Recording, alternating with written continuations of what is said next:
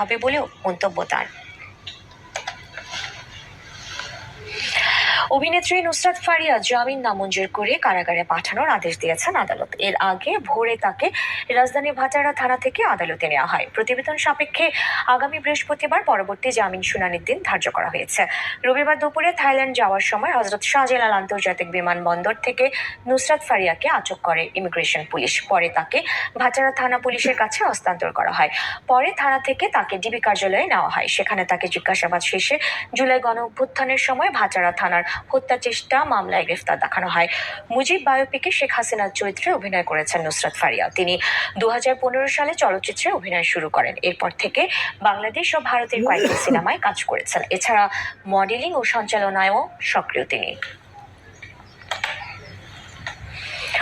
নুসরাত ফারিয়ার গ্রেফতার বিব্রতকর একটা ঘটনা হয়ে থাকলো বলে মন্তব্য করেছেন সংস্কৃতি বিষয়ক উপদেষ্টা